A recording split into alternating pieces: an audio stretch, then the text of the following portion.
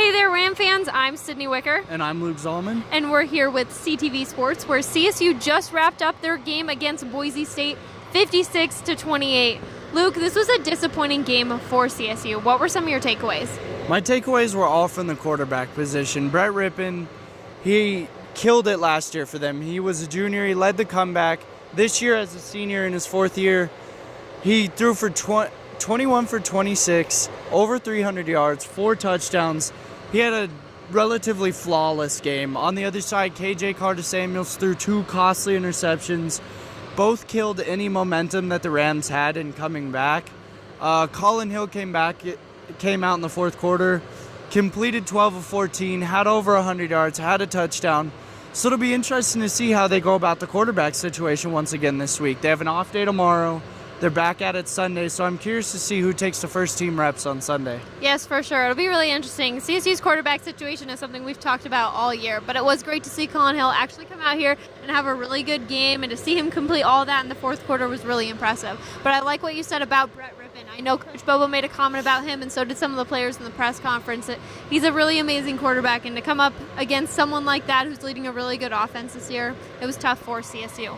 But some key players for CSU's offense today were Preston Williams, where he had 154 yards and a touchdown for CSU. And Warren Jackson also had a really good game where he had 2 touchdowns and 105 yards as well. So they helped CSU contribute for some of their points on the board today, but unfortunately they weren't able to finish off. I think CSU's defense is kind of the talk of today's disappointing game. What would you say about the defense?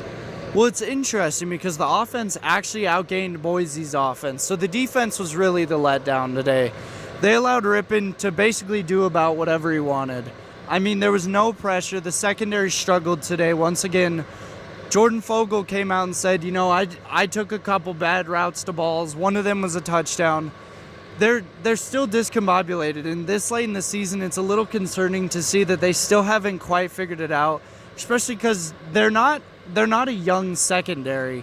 They have a couple young pieces like Hawkins and Ajayi, but other than that, they really are a senior bunch. So I'm really disappointed to see how they've progressed this year. Yes, for sure. I think it was the most disappointing to see them not putting any pressure on the quarterback. They could have stopped a few points here, but they allowed 56 points to be scored against this Boise State offense. So they really did it to themselves right there, and that was one of the main reasons they lost this game. But now CSU is 3-5 looking at their season. They don't have a lot of games left to try and win a bowl game here. They're definitely not looking good. What are you thinking CSU is going to need to do if they want to see that bowl game?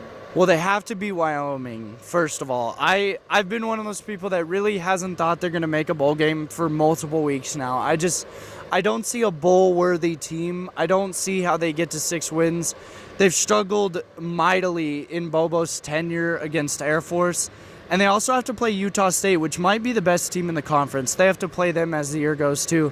So I don't see it, but for them to be able to do it and complete that, they're going to have to beat Wyoming at home on Friday. Yes, for sure. They're going to have to do what they can in these next couple games because they don't have a lot of time to turn this team around. I know Bobo just keeps saying they got to correct these little mistakes, but these little mistakes should have been corrected by now, and they should see them moving together and starting to gel together, especially in these last couple weeks. So it'll be interesting to see how they do, but they do return home to Canvas Stadium next week, Friday, where they will take on Wyoming.